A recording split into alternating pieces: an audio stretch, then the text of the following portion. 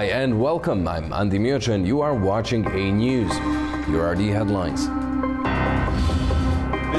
J.D. Vance says Gaza ceasefire in very good place as Hamas announces the return of 2 more hostages' bodies. We're in the phase now where we're actually starting to conceptualize what that... There are no plans for a meeting between Donald Trump and Vladimir Putin in the immediate future, White House says.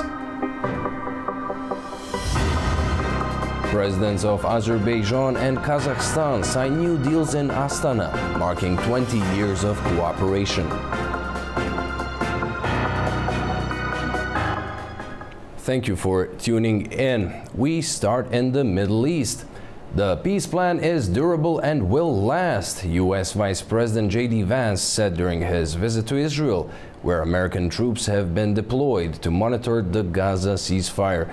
He repeated President Donald Trump's claims that if Hamas does not cooperate, it will be obliterated. Saying the international security force has not yet been set up, Vance added that the priorities now are ensuring that both the Palestinians living in Gaza and the Israelis are able to live in some measure of security and that Gaza is rebuilt. He called for patience when it comes to the return of the deceased hostages, saying some of them are under thousands of pounds of rubble. This peace deal was struck under the president's leadership literally a week ago. The hostages were returned, 6 days ago, 5 days ago? So we're in the phase now where we're actually starting to conceptualize what that international security force would look like. I think it's important for Americans to know a couple of things. Number one, there are not going to be American boots on the ground in Gaza. The President of the United States has made that very clear. All of our military leadership has made that very clear.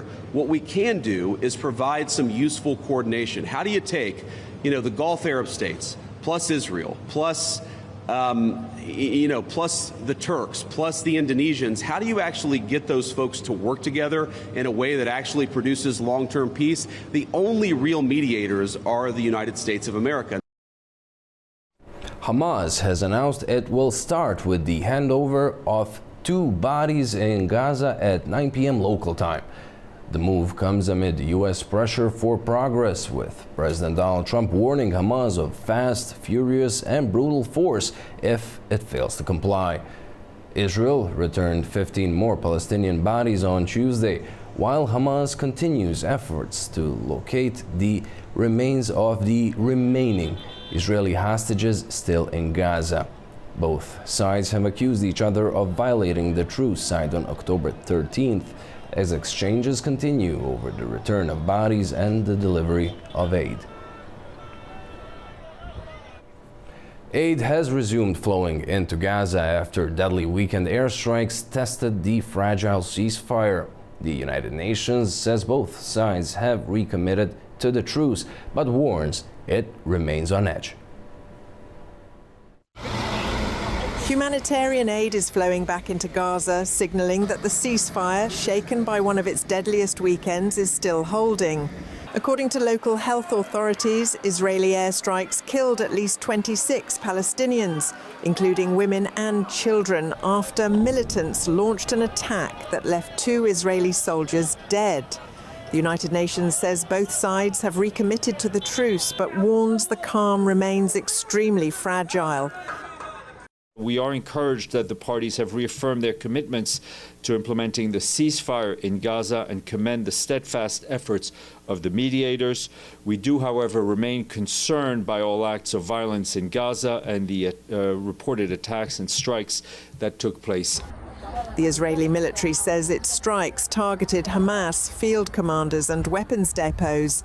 But in Gaza, residents say entire families were wiped out. In Khan Yunis and Nusayrat, survivors searched through the ruins. One relative called the ceasefire meaningless. They hit belts of fire while they were in their homes. This is the ceasefire, as you can see. The weekend bombardment briefly halted aid deliveries. But by Monday, convoys were again crossing through Kerem Shalom, carrying food, fuel and medical supplies. For the first time, Israeli authorities allowed UN monitors to oversee shipments at the nearby Kisufim crossing, a move described as a welcome step for transparency. And yesterday, for the first time, Israeli authorities allowed the United Nations to deploy monitors at the Kisufim crossing. This is, of course, a welcome development as it will provide us with much needed visibility into that segment of the pipeline. The UN's humanitarian chief, Tom Fletcher, has wrapped up a visit to Gaza and the West Bank, announcing a 60-day aid scale-up and inspecting UN projects supporting displaced families. Regional partners from the Gulf and Australia have pledged fresh funding as international agencies race to reach those still without shelter or clean water. European leaders and Ukraine's President Volodymyr Zelensky said in a joint statement they support U.S. President Donald Trump's position that the current line of contact should be the starting point for Ukraine's peace negotiations. Trump pitched the plan last week after speaking with his Russian counterpart Vladimir Putin by phone and meeting Ukrainian President Volodymyr Zelensky at the White House. Over the weekend, Trump said the warring parties should stop at the current battle lines. The statement by the Europeans came as U.S. media were reporting that the anticipated second U.S.-Russia summit in Budapest might be delayed or not happen at all. There are no plans for U.S. and Russian Presidents Donald Trump and Vladimir Putin to meet in the immediate future, a White House official has said. The official added that the recent call between Secretary of State Marco Rubio and Russia's Foreign Minister Sergei Lavrov was productive and that an additional in-person meeting between the envoys is not necessary. This comes after Trump announced a yet-to-be-determined bilateral summit with Putin in Budapest after they held a call last week. China is stepping up oil imports from Russia, defying Western pressure to curb those energy ties. New data shows trade between the two countries remains strong, underscoring the limits of sanctions as Asian demand keeps providing Moscow with a vital financial lifeline. China's crude oil imports from Russia rose 4.3% in September from August to 8.29 million tons, accounting for 17.5% of China's total crude imports, according to customs data. The rise comes despite ongoing U.S. pressure on countries to curb Russian energy purchases, showing the limits of Western sanctions and reshaping global oil flows. Since 2022, Russia-Ukraine war, the U.S. and its allies have imposed sanctions and a G7-led price cap to cut Moscow's oil revenue while avoiding global supply shocks.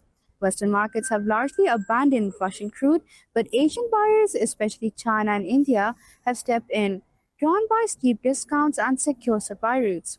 For China, Russian oil offers cost savings and logistical convenience with shorter shipping distances from Russia's Far East ports. Washington has been urging major importers to limit purchases or comply with the price cap, arguing that reducing Russian energy income is key to weakening its military efforts. The U.S. has also sanctioned shipping and trading firms accused of breaching the cap. However, enforcement remains difficult as Russia increasingly relies on non-Western shipping networks. Despite sanctions, steady demand from Asia provides Moscow with an important financial lifeline, revealing the enduring challenges of isolating Russia's energy sector. A News, Beijing. On the latest surrounding the war in Ukraine, we're talking with Julia O'Connell of the Dignitas Fund, coming to us from New York. Welcome. Thank you so much for joining us. Now, for starters, what do you make of the news out of Washington regarding the announced U.S.-Russia summit in Hungary? Do you see this as just a temporary postponement?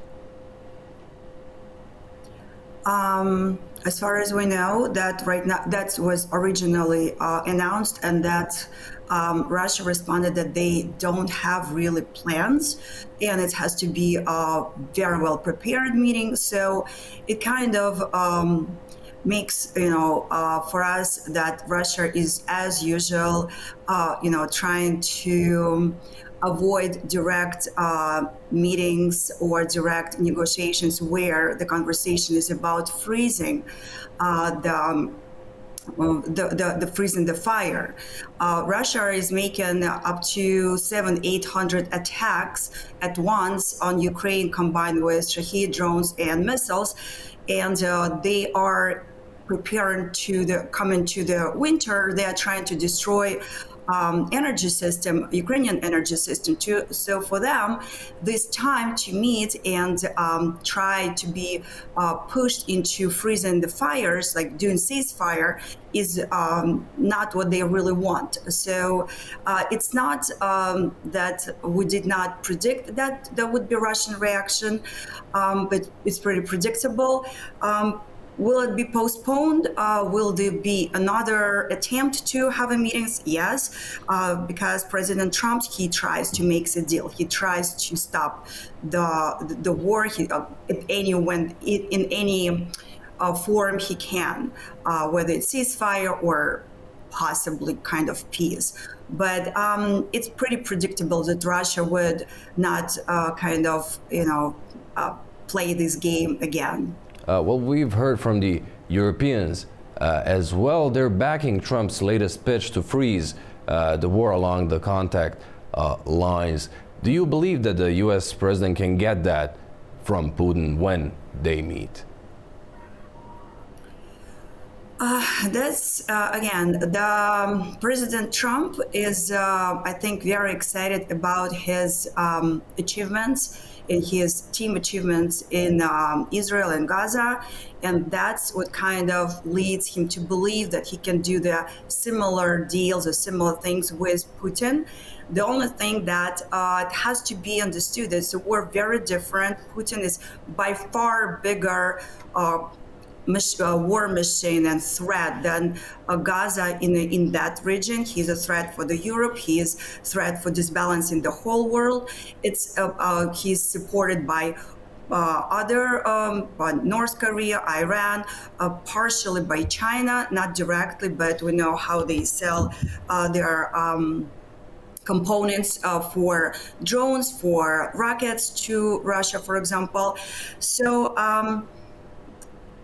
to do the it's not in Putin's interest. We understand it's in Trump interest, in the world interest, in Ukraine interest to have that, but that's just not where he believes he should be. And the Ukraine is a big obstacle for his empire that he's keep growing. Following the Zelensky-Trump talks in the White House, even though Tomahawk missiles seem to be off the table for now, at least publicly, Kyiv is drafting a proposal for US-made Patriot systems. What do you expect when it comes to the American weapon supply in the foreseeable future? Patriot systems, definitely that Ukraine needs more of them because its defense. Russia is increasing their missiles attacks as well, and on energy system, number one. Many towns and cities are having blackouts at this point, and the winter could be really difficult. So Patriot systems are super important. As to Tomahawks, many times that United States first denied Ukraine certain weapons and that they supplied, unfortunately, it never comes in their number that Ukraine would need or a time that Ukraine needs. But it's very kind of at this point good understanding that Tomahawks today is not going to change the course of the war significantly. They would help a lot, but that's not going to stop Putin. They're not going to be either escalation, as Russia sometimes replies, or de-escalation. It's going to be a good support. De-escalation could be only in the way that they could hit Russian oil refineries and Russian factories, military production. That could be de-escalation, but they're not going to be the decisive factor. So drafting what the Ukraine needs there's a lot more items that Ukraine can get from American weapon arsenal that could be by far more helpful field and protecting cities than just like tomahawks that could be not in large numbers. Between people are saying, experts are saying between 20 and 40. It could be really helpful, but not decisive. So other arsenals is definitely a lot more needed and easier probably to transfer to Ukraine. When it comes to the support of the Europeans, we've seen recent meetings in Luxembourg tackling the phase out of Russian energy imports to Europe and the talks on new sanctions on Moscow. What are your thoughts on the European response, and do you see them playing a bigger role in the foreseeable future? The Europeans, they cut down 80% of Russian energy, use of Russian energy. They're 20%. And that's been promises that even those 20% would be removed from European market. That's been conversation during the UN nation meetings. That was promised by many European leaders. So they definitely do not want to have the dependence or even slight dependence on the Russian energy supply.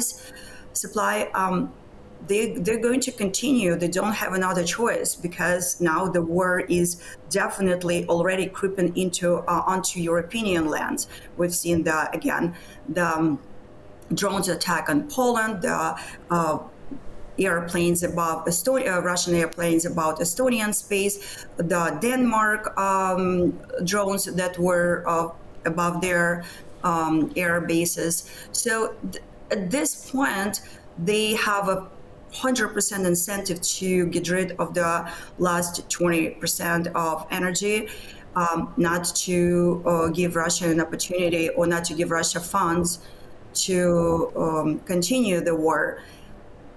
The only thing that I can add is that the war becomes really different and Russia can afford produce these 1,000 Shahed drones. They are very inexpensive. So for Europe is important, and it's very clear that they are looking for solutions, for much cheaper solutions than airplanes or missiles to shut down the drones. It just war math works that way, that they are involved. We wish that it was faster.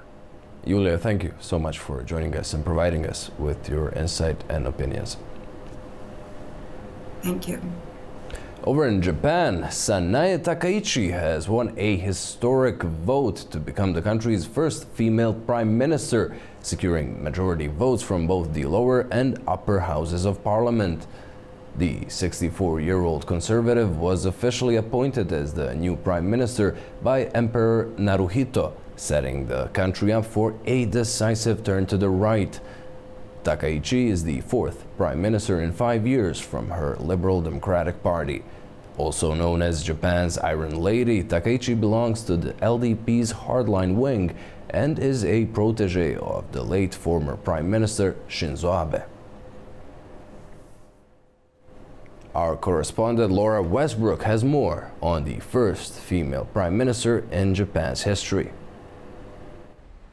Known as Japan's Iron Lady, Sanae Takaichi is Japan's fifth premier in as many years, and so called because she is an admirer of British Prime Minister Margaret Thatcher.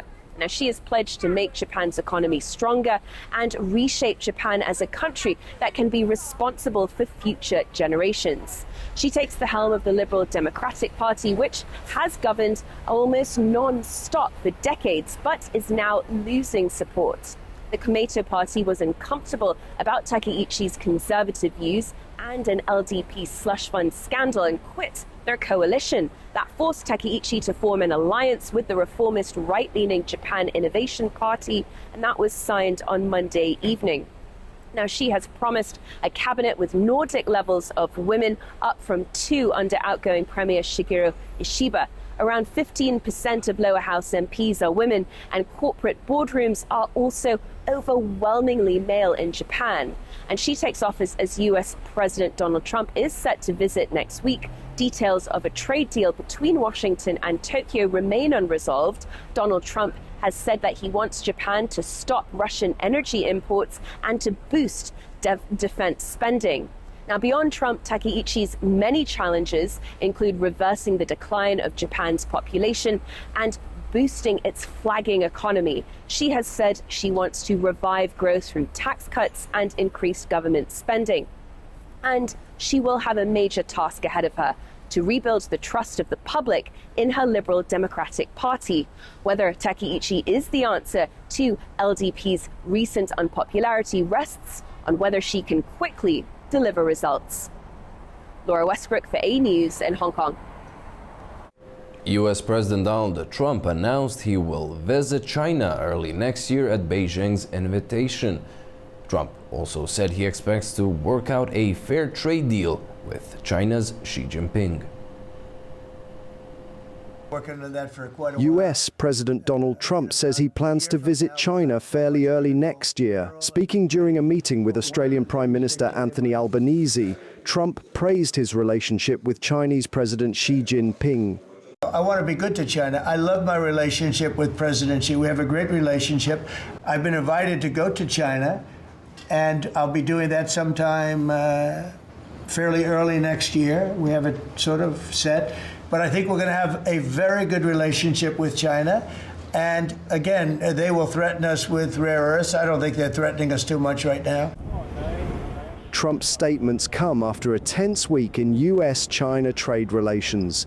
Trump recently threatened to impose an additional 100% tariff on Chinese imports, responding to Beijing's new export restrictions. During the meeting, Trump said the higher tariff rate would take effect on November 1st, unless both sides reach a deal, but added that he remains optimistic. China's paying 55% and a potential 155% come November 1st, unless we make a deal. And I'm meeting with President Xi. We have a very good relationship. We're going to be meeting in South Korea in a couple of weeks. I expect we'll probably work out a very fair deal with President Xi of China. Tariffs on Chinese imports currently stand at 30%. The White House has not yet announced exact dates for the visit, but Trump's planned trip could mark a turning point in US-China relations. Former French President Nicolas Sarkozy has begun serving a 5-year prison sentence in Paris. He became the first former head of state in modern history of France to be jailed. Our Anita Sharma brings the details. Welcome to This Day in Europe, where for the first time in modern France, a former president is going to prison. Nicolas Sarkozy starts serving a 5-year sentence at the La Santé prison in Paris. He was convicted by a Paris court for criminal conspiracy after prosecutors said he received millions of euros in illegal campaign funds from the late Libyan leader Muammar Gaddafi to help him win the 2007 presidential election. He was president until 2012. And now, at the age of 70, he is the first former French head of state to be locked up since World War II. The notorious prison has seen a host of infamous inmates, including Carlos the Jackal, the Venezuelan-born terrorist who orchestrated deadly attacks across Europe in the 70s and 80s. Officials say Sarkozy will be held in isolation, but have access to the exercise yard on his own twice a day and to an activities room also while on his own. Despite the conviction, though, Sarkozy continues to maintain his innocence, arguing the prosecution was politically motivated. He told La Tribune Dimanche newspaper, "I'm not afraid of prison. I'll keep my head held high, including at the prison gates." As for the legal process, it now moves into the appeals phase. Although Sarkozy is convicted, he still has the right to appeal. However, the court declared his conviction immediately enforceable. This marks a change in how France handles white-collar crime, following reforms introduced by a previous socialist government. In the 90s and 2000s, many politicians convicted of similar offenses were able to avoid jail time altogether. To address public concerns about impunity, French judges are now more frequently issuing, quote, provisional execution orders, meaning sentences must be served immediately, even while appeals are still ongoing. And while he no longer holds office, Sarkozy remains influential with the conservative center-right party Les Républicains. And President Emmanuel Macron, who was on good terms with Sarkozy, as well as his wife Carla Bruni, said he met with Sarkozy Monday ahead of the incarceration. Sarkozy's imprisonment could have far-reaching political and social consequences for the country. His incarceration sends a message that even the highest officials are not above the law. This development takes place amid political instability in France and could possibly weaken the center-right and complicate Macron's efforts to deal with budget battles and rising public discontent. For A News, I'm Anita Sharma in Arnhem, Netherlands. Still with France, President Emmanuel Macron said a referendum to settle the pension reform debate remains a possibility. Speaking in Ljubljana, Macron said that Prime Minister Sébastien Lecornu chose to propose a postponement to calm the political debate, but that the reform is neither repealed nor suspended. The reform that was ran through the parliament without a vote in 2023 has been, in Lecornu's words, suspended last week. Prime Minister's move came in an effort to win over support from the Socialist Party and thus survive no confidence votes. The debate will have to be reopened, and I am pleased that the Prime Minister wished to reopen this debate at the same time, and that several union and employer groups have expressed their desire to resume it. And this must be done in a peaceful manner, because the issue of aging will not be resolved by a compromise necessary to pass the budget. On this issue, the prospect of a referendum is possible. We still need to know what it will be about. A man who shot and seriously injured Slovak Prime Minister Robert Fico last year has been sentenced to 21 years in prison after being found guilty of terrorism. 72-year-old Juraj Cintula fired 5 shots at Fico in May 2024 when he was on a visit to Handlova, some 140 kilometers from Bratislava. In a Slovak court, Cintula denied trying to kill the Prime Minister, saying he had deliberately aimed away from his vital organs. Fico, who was seriously injured in his abdomen, has made a full recovery since. Cintula's lawyer said he would likely appeal the verdict. UK government's borrowing surpassed £20 billion in September, which is the highest for that month since 2020. For more on what that means, we go to our Zainab Farajzadeh in Manchester. The UK government's finances are under pressure, with borrowing in September hitting £20.2 billion, the highest for that month since 2020. This is around £1.6 billion more than last year and above most economists' predictions. Officials say higher spending on public services and rising debt interest payments driven by inflation are the main causes.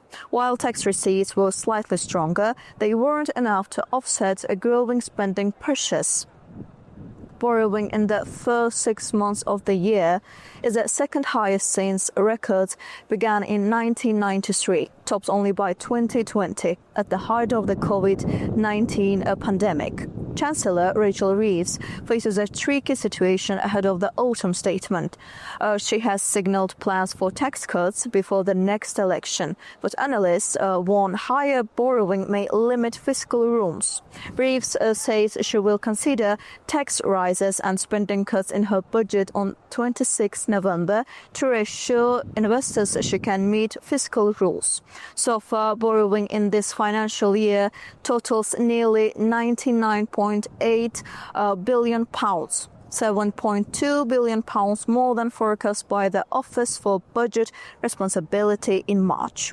Zainab Farajzadeh, A News, Manchester, United Kingdom.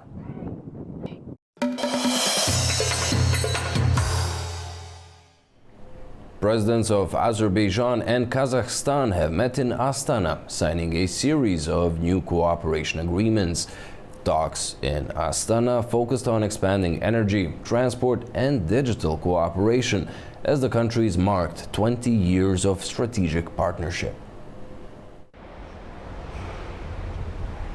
In Astana, President of Azerbaijan Ilham Aliyev and President of Kazakhstan Kassym-Jomart Tokayev have been holding talks to strengthen their countries' allied partnership. The visit coincides with the 20th anniversary of the Treaty on Strategic Partnership and Allied Relations between Baku and Astana. The two leaders discussed expanding cooperation in trade, energy and transport. A key highlight was the presentation of the Middle Corridor Development Project, the Trans-Caspian route connecting China, Central Asia and Europe. Officials said freight shipments from China to Azerbaijan are expected to triple by 2030, underscoring the project's growing importance. At the second meeting of the Azerbaijan-Kazakhstan Supreme Interstate Council, the presidents reaffirmed their commitment to political, economic and cultural cooperation. It is quite symbolic that your visit is taking place in the year marking the 20th anniversary of the Treaty on Strategic Partnership and Allied Relations between our countries. Over these years, we have established an active political dialogue and created a solid legal framework for the continued development of trade, economic, cultural and humanitarian cooperation. Such comprehensive and consistent work is fully supported by the citizens of our countries. Talks also covered post-conflict developments in the South Caucasus, regional transport links including the Zangezur corridor and new investment initiatives. The opening of the Zangezur corridor will significantly increase transport and logistics capacity in the coming years. The Intergovernmental Commission recently held a meeting, and it was also very positive. Significant results have been achieved in strengthening trade and economic ties. Our trade turnover is growing, and we are very pleased with that, of course. The joint investment fund we established also has tremendous potential. A series of agreements were signed and exchanged between the two sides, covering energy partnership, industrial property protection, healthcare, statistics and law enforcement. Memorandums were also signed on artificial intelligence, digital services and the creation of a joint investment mechanism involving SOCAR, Azerbaijan Investment Holding and Kazakhstan's Samruk Kazyna. The two leaders adopted a joint statement marking 2 decades of strategic partnership and outlining further steps to deepen bilateral cooperation. Our Orhan Amashov, who was covering the events in Astana, spoke on Kazakhstan's approach to artificial intelligence with Danyar Mirbekov from the Kazakh Ministry of Digital Development, Innovation and Aerospace Industry. Let's have a listen. Many nation states, European countries, are talking about digital sovereignty. They say you should be sovereign in all meanings of this word, also in the digital sense. To what extent the increase in the utilization of AI technologies serve that purpose? Yes, I totally agree that the digital sovereignty is substantial, especially in the era of AI, because when we use, let's say, large language models that are like such as ChatGPT or any other, so obviously these any prompts that you input, it's already public. Any information you input there is already public. So in my opinion, throughout time, that's going to be also the part of the ethical aspect of using AI. That is why, in our opinion, that having your at least the solution would be to develop your at certain level some large language models that can be used locally and that can be stored locally in order to implement certain type of tasks that to kind of maintain the data privacy. Yeah, so in my opinion, that is a really important aspect to consider when using AI and implementing it in the spheres of our industries, economy, etc. Thank you. I'm so grateful to you for your detailed answers. So grateful. Thank you very much indeed. Thank you so much. Thank you. Azerbaijan has lifted restrictions on the transit of goods to Armenia through its territory. In a move Azerbaijan's President Ilham Aliyev described as marking a new era of peace between the two countries during his visit to Astana. The first shipment of Kazakh wheat bound for Armenia will soon travel through Azerbaijan and Georgia. Armenian Prime Minister Nikol Pashinyan's office welcomed the move, describing it as an important step towards reopening regional transport links and strengthening mutual trust. Armenia's economy minister Gevorg Papoyan also noted that the first train carrying Kazakh wheat will soon arrive via the Aktau-Baku route, remarking that peace has been confirmed. Armenia and Turkey will soon hold an interagency meeting to discuss the restoration and reopening of the Gyumri-Kars railway, according to Armenia's special representative for normalization with Turkey, Ruben Rubenyan. In September, Rubenyan met with his Turkish counterpart Serdar Kilic in Yerevan to discuss bilateral issues. After the talks, officials said both sides agreed to start technical studies on restoring the railway and the electricity interconnector. Georgia's defense minister met with his Armenian counterpart in Yerevan following an official invitation from Armenia's Ministry of Defense. For more on the visit, we go to Tbilisi and our Nini Nikolaishvili. Officially, it's a routine visit, an exchange of defense delegations between two neighbors. But in this region, routine rarely means simple. For Georgia, whose own territories remain under Russian occupation, building a channel with Yerevan is both symbolic and strategic. The message from Tbilisi is subtle, that regional dialogue can exist outside Moscow's orbit, but without provoking it directly. For Armenia, the visit comes as the country distances itself from Russia, frustrated by what it sees as Moscow's failure to defend Armenian interests during and after the 2020 war with Azerbaijan. Now Yerevan is testing new partnerships with the West, with neighbors, even cautiously with Georgia, to avoid isolation as it faces a new balance of power in the region.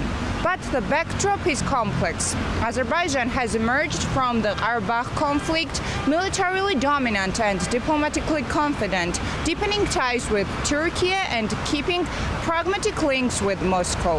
In that context, Georgia's outreach to Armenia could raise quiet questions in Baku about whether Tbilisi is trying to reposition itself as a regional mediator or simply maintaining neutrality. So, is this visit a signal of shifting strategy or just good neighborly protocol? For now, both sides are keeping expectations low. There are no new defense agreements, no visible realignments, but behind closed doors, discussions on border security and Russian influence are likely unavoidable. Nini Nikolaishvili, Tbilisi, A News. Turkey and Kuwait signed 4 agreements during Turkish President Recep Tayyip Erdogan's visit and talks with Emir Sheikh Mishal Al Ahmad Al Jaber Al Sabah. The agreements cover maritime transport, energy cooperation, and direct investment incentives, aiming to enhance bilateral cooperation. Kuwait was the first stop of Erdogan's 3-day Gulf tour. Turkish president has landed in Qatar following his visit to Kuwait. To talk on Erdogan's trip to the region, where he is also set to visit Oman, we're joined by Melih Demirtas, former diplomat coming to us from Ankara. Welcome. Thank you so much for being with us. Let's start with the timing of the visit, as Turkey has already pledged its capacities for the rebuilding of Gaza and all other necessary steps when it comes to the peace plan. Do you see Erdogan's visit to the Gulf states maybe focusing on the issue of Gaza? Hello, Mr. Miuch, and thank you. Thank you for having me, yes, in this critical visit. And the timing is critical as that. Because this timing is, as you know, unfortunately, after this devastating years for Gaza, for Palestine, and also after the years which is so changing for Syria, for example. So in the whole region, I mean, from, of course, the southern border of Turkey to the, of course, the Oman, I mean, the greater Middle East, maybe we can call, the regions always some with tensions. But this Gulf region, I mean, the countries there, starting today, I mean, yesterday with Kuwait and now with Qatar, and I think tomorrow with Oman, this visit of President Erdogan and the ministers, I think it signifies, as we said, that an important, maybe a stabilizing factor for the region, but also for Turkish foreign policy. Because as Turkish foreign policy always indicates, this stabilization and this status quo is important, even in the crisis time. The crisis is always continued because of maybe the devastating actions of Israel, still unfortunately continuing in Gaza, in Palestine. Although the ceasefire projections, we are all hopeful as the guaranteed states and also as United States. But still, I think this timing is so important. Yes, Kuwait's now seen maybe with important agreements, and now today I think we will have an important, maybe constructive meeting with Qatar also. But the situation must change. We must first of all stop this aggressive attitude, maybe this aggressive attitude of Israel first of all. And I think this maybe meetings is maybe the first point is always about this Palestine, about this maybe important situation of the rebuilding or reconstruction of the Palestinian maybe community.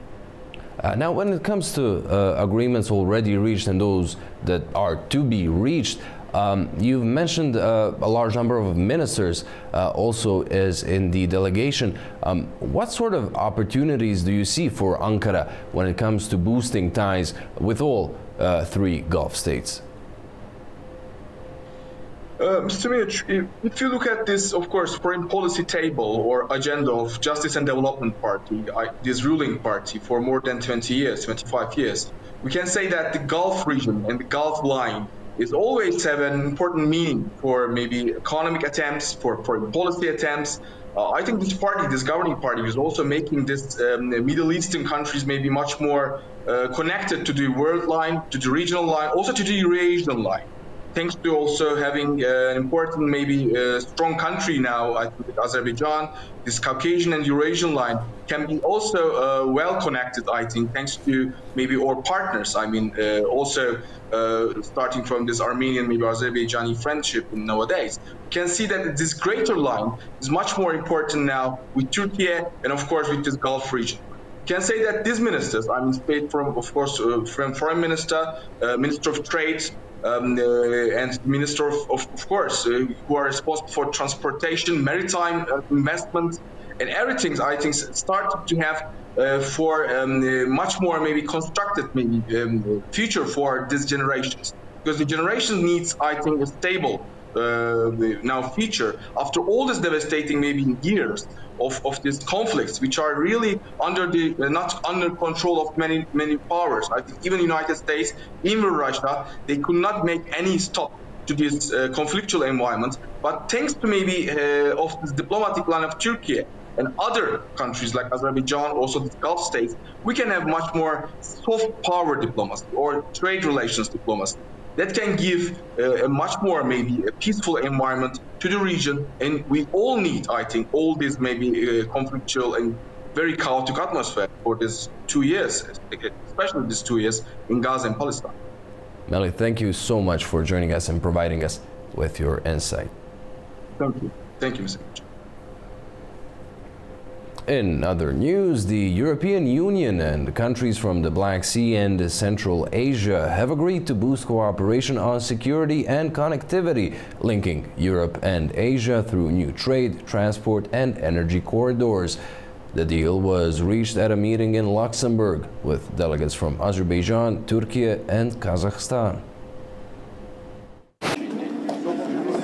At a high-level meeting in Luxembourg, delegates from Azerbaijan, Turkey, Kazakhstan and others endorsed a joint plan to build a more stable, better connected and resilient region amid growing geopolitical tensions. Talks centered on the Black Sea's strategic importance, a vital route for global grain exports, energy transit and maritime trade. Participants discussed plans for a Black Sea maritime security hub to protect critical infrastructure, enhance Coast Guard cooperation and counter hybrid threats, measures Brussels says will also bolster Ukraine's security. The second part of the meeting centered on the cross-regional connectivity agenda, a plan to coordinate strategic investments linking Central Asia, the South Caucasus and the EU.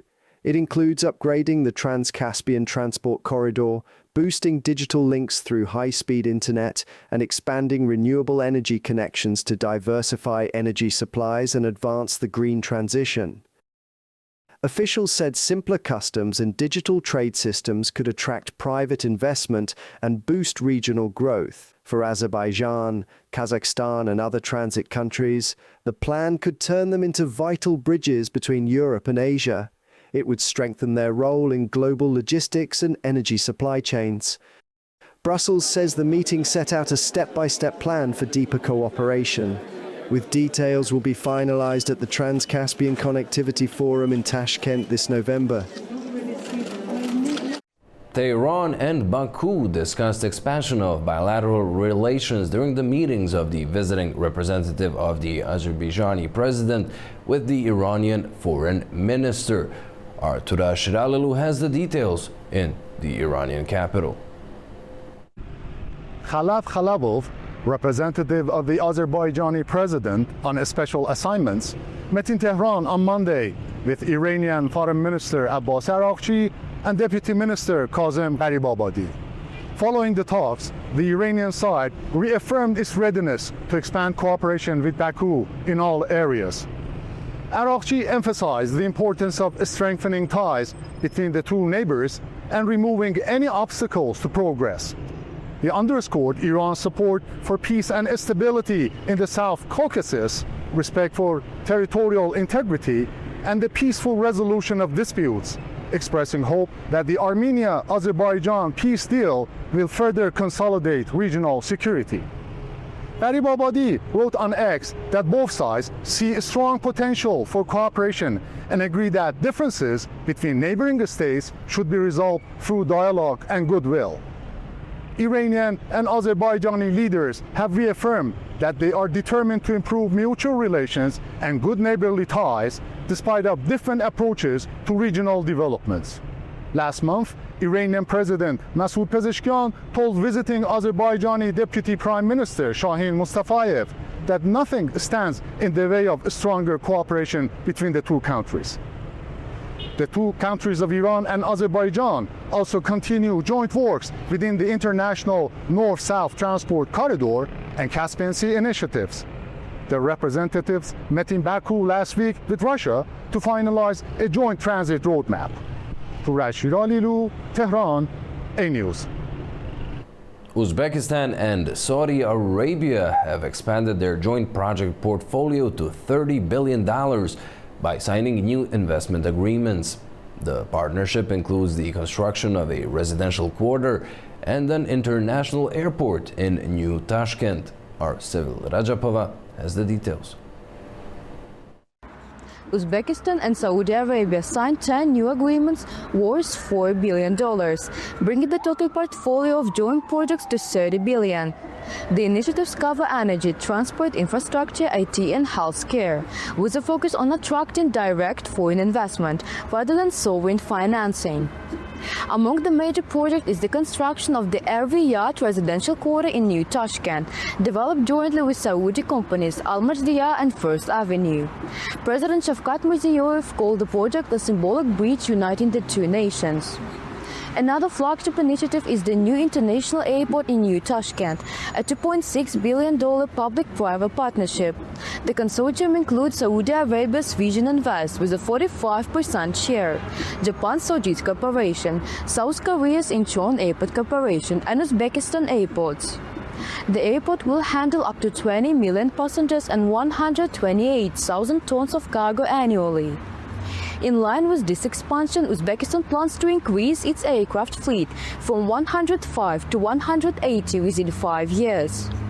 The purchases include 14 Boeing 787 and 9 Dreamliners, with an option for 8 more, as well as new Airbus aircraft and leased planes. In total, 75 new aircraft are expected to join the national fleet. Uzbekistan says this project will help turn Uzbekistan into a regional aviation hub, strengthening links between East and West. It is Sivilva Japa reporting from Tashkent, Uzbekistan, A News. Well, that's all we have for you for now. Thank you so much for watching and stay tuned to A News.